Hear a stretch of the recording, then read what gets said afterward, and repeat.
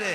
बाबा जी ने मुझे बात सुनाई, कहा हजरत खुबैब बिन अदी को जब तख्तेदार की तरफ लेकर जा रहे थे ना, तो जिस धज से कोई मक्तल को गया वो शान सलामत रहती है। हाँ जी, हजरत खुबैब बिन अदी बड़े दलेराना अंदाज से तख्तेदार की तरफ चले तो उन्होंने कहा अहले मक्का ने उन्होंने कहा खुबैब तेरी कोई आखिरी ख्वाहिश? उन्होंने कहा हाँ है।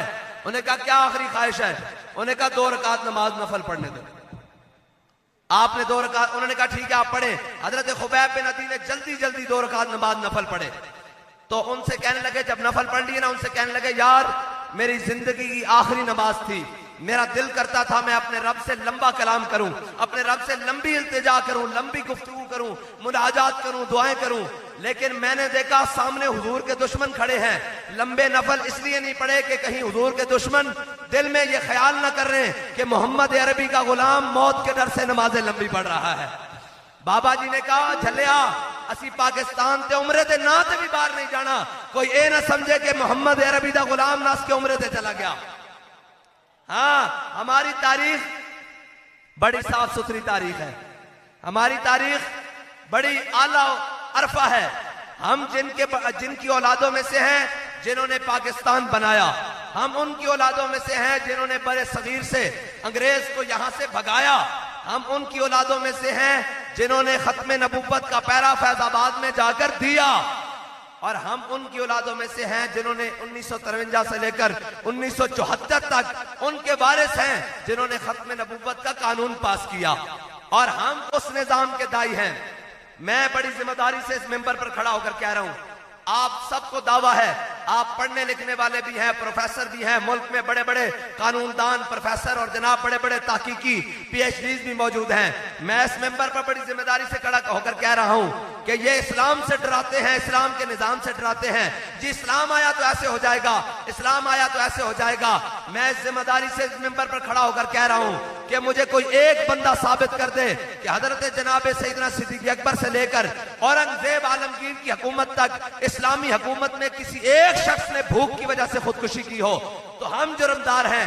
यार अगर इस्लामी हुकूमत हो, वक्त का जनाब हाकिम और वक्त का खलीफा, तर्जुमाने नबी हम जुबाने नबी, जाने शाने अदालत पे लाखों सलाम, फारिक के हक बातिल इमामुल हुदा, तेगे मसलूल शिद्दत पे लाखों सलाम। अगर वक्त का खलीफा अमीरुल मोमिनीन फारूक आजम हो और उसकी रियाया में बच्चे भूख से रोए तो इस्लाम तो इतना डाढ़ा है, उसकी कमर पर उस हाकिम वक्त की अमीरुल मोमिनीन की कमर पर अनाज लदवाकर उनके दरवाजे पर पहुंचाता है। और यार तुम क्या समझते हो कि इस्लाम तुम्हारे दरवाजे पर रोटी देने नहीं आएगा? इस्लाम रोटी देता है। हाँ, जिन सहाबा ने एक मुठ जो दिया, इस्लाम ने कैसर और किसरा की नेमतें उनके पांव में दी। लेकिन एक बात है, तू आया ना दरते क्यों बदनसीबा। हुजूर का दर छोड़कर 76 साल हो गए। कौम नालियों के नाम पर, कौम बाजारों के नाम पर, कौम बिजली के नाम पर, कौम तारों के नाम पर, ट्रांसफार्मर के नाम पर, खंभों के नाम पर, और जनाब नालियों और गटरों और रोडों के नाम पर। और यार ये बनाना तो उनका फर्ज है, ये तो हुकूमतें होती इसलिए हैं। कभी दुनिया में भी कहीं सुना है कि ट्रांसफार्मर के नाम पर वोट मांगे जा रहे हो और MNA मांग रहा हो और जनाब MPA मांग रहा हो? तुम्हारा काम ट्रांसफार्मर लगाना नहीं, ये तो मुल्क के महकमे मौजूद हैं, उनसे काम लेना है।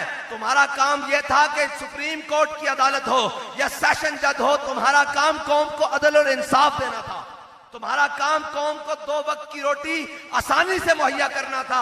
तुम्हारा काम था कि तुम इन इलाकों में इंडस्ट्रियां आकर लगाते ताकि कौम का रोजगार खुलता। लेकिन लूट मार कर खाने वाले और कौम के हड्डियों से गोदा निकाल कर और उनके खून भी चूसने वाले, उनको क्या पता हो कि फुटपाथ पर रात को सोने वाले का दर्द क्या है। जिनका पीसी भूरबंद से खाना उड़े और जनाब दही खत्म हो जाए तो लाहौर से त्यारे उड़े, उनको क्या पता हो कि जनाब BRB नहर के ऊपर खड़ी होकर अपनी माँ 4 बच्चों समेत जो खुदकुशी कर रही है उसका दर्द क्या है। और जिनके इलाज और जिनके मुआवजे और जिनकी जायदादें, जिनकी औलादें लंदन और यूरोप और पेरिस और स्विस बैंकों में हो, उनको कहीं मरी के किसी बाजार में, किसी गली में, कोहाले में कहीं रहने वाले किसी गरीब का दर्द महसूस नहीं हो सकता। ये उन्हीं को हो सकता है जिनका दिन भी इनके अंदर गुजरता है, जिनकी रात भी इनके अंदर गुजरती है, जो इनकी जनाब हिफाजत के लिए, इनकी मुआवनत के लिए, इनके तहफ़्फ़ुज़ के लिए थाने के दरवाजे के बाहर भी नजर आते हैं और जनाब जेल के दरवाजे के बाहर भी नजर आते हैं और जनाब अस्पताल के दरवाजे के बाहर भी नजर आते हैं। लेकिन अफसोस कौम वोट डालते वक्त उनको भूल जाती है। आजकल तो जनाब उन्होंने कफन भी गाड़ियों में रखे हुए हैं, वो आपके जनाजे भी पढ़ने आएंगे, वो आपके साथ फातिहा करने भी आएंगे। उनसे सिर्फ एक मर्तबा ये पूछना कि यार आज तो फातिहा करने आ रहे हो, 4 साल तुम कहां रहे हो? तुम असम्बलियों में रहे हो, नामूसे रिसालत का बिल आया, एक बंदा पूरी असम्बली में नहीं खड़ा हुआ जिसने कहा ओए हम कौम के नुमाइंदे हैं, कौम से वोट लेकर आए हैं, ये मुल्क हुजूर के नाम पर बना है, हम सब चीजों से गद्दारी कर सकते हैं, हुजूर के नाम पर गद्दारी नहीं हो सकती। लेकिन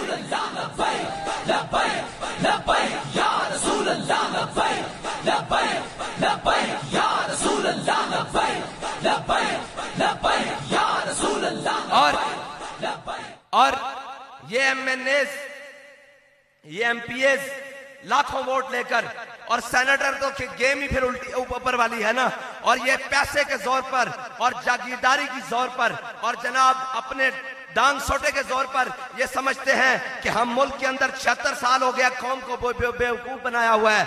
एक इधर से आता है अपनी बारी लगाकर लंदन चला जाता है, दूसरा इधर से आता है अपनी बारी लगाकर बनीगाला चला जाता है, तीसरा इधर से आता है वो अपनी बारी लगाकर जनाब वो नोडेरो चला जाता है, कोई नवाब शाह चला जाता है। पाकिस्तान बारियां लगाने के लिए नहीं बना था, पाकिस्तान को बनाते वक्त हमारे बड़ों ने 10 लाख कुर्बानियां दी और फिर ये नारा लगाया था कि बट के रहेगा हिंदुस्तान, बन के रहेगा पाकिस्तान। और पाकिस्तान का मतलब क्या ना यार, ये जो आपने अभी नारा लगाना है, ये इस्लामाबाद में अहले इक्तदार जो बैठे हैं और जो जनाब ये तकसीम करते हैं, उनको ये पता होना चाहिए कि अब पाकिस्तान की आवाम जाग चुकी है, ये अपना हिस्सा लेगी और पाकिस्तान जिस मकसद के लिए बना था, पाकिस्तान को उस मकसद की तरफ जाने गामजन करेगी। अब पाकिस्तान का नारा लगाएं। पाकिस्तान का मतलब क्या? पाकिस्तान का मतलब क्या? मरी वालों, आपकी भैंसें दूध देती हैं, देसी घी खाते हो, आपकी फिजा भी बड़ी पाक साफ है, फिर आपसे ज्यादा अगर जोर लाहौरियों का हो तो फिर बात तो कोई और है। नहीं भाई, आप जनाब बड़े, मैंने आपको पहले बनाया फितरत के मकासद की करता है निगहबानी, या बंदा है सहराई या मर्द कोहिस्तानी।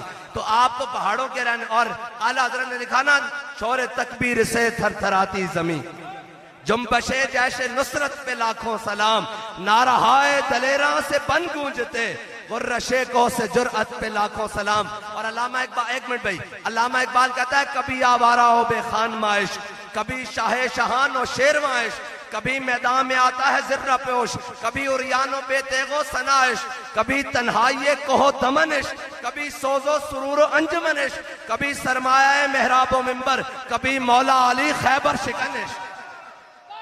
लब्बैक लब्बैक या रसूल अल्लाह, लब्बैक लब्बैक लब्बैक या रसूल अल्लाह, लब्बैक लब्बैक लब्बैक या रसूल अल्लाह, लब्बैक लब्बैक लब्बैक।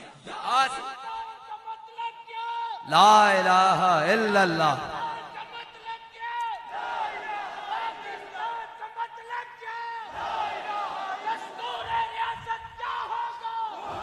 दस्तूर रियासत क्या होगा?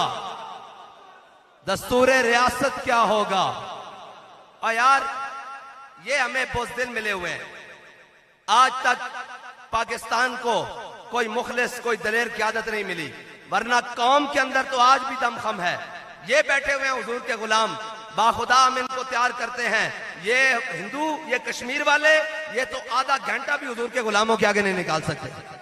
बाबा जी कहते थे कश्मीर लेने का नुस्खा मेरे पास आसान सा है, कहते थे खालिद टैंक भी ले आओ, दरार टैंक भी ले आओ, गौरी भी ले आओ, गजनवी भी ले आओ, अब्दाली भी ले आओ, और जनाब सारा कुछ ले आओ, और कहा शाम को मेरी व्हील चेयर भी आगे रख देना, अगर कश्मीर ना पता हो तो हमारा नाम बदल के रख देना। ये तो दलेरों की कौम है। और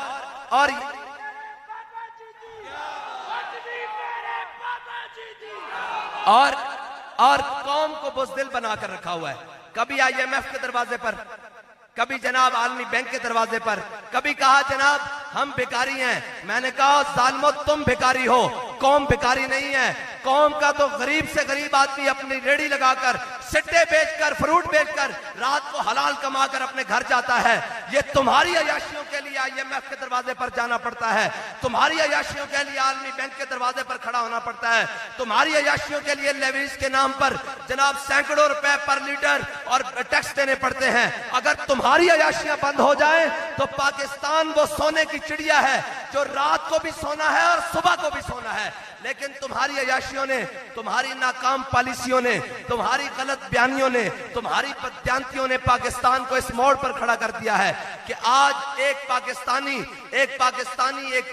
में पैदा होने वाला बच्चा वो लाखों रुपए का मखरूज पैदा हो रहा है। और तुम कहते हो जनाब तरक्की ने की। मैंने कहा तरक्की की राह में हम रुकावट हैं। लाओ ना, तुम सब पढ़े लिखे हो। कहते हैं मईशत दुरुस्त नहीं होती। हमारे साथ 10 मिनट बैठे, जब पेट्रोल का मसला आया हमने इनके पखिए उधेड़ के रख दिए थे।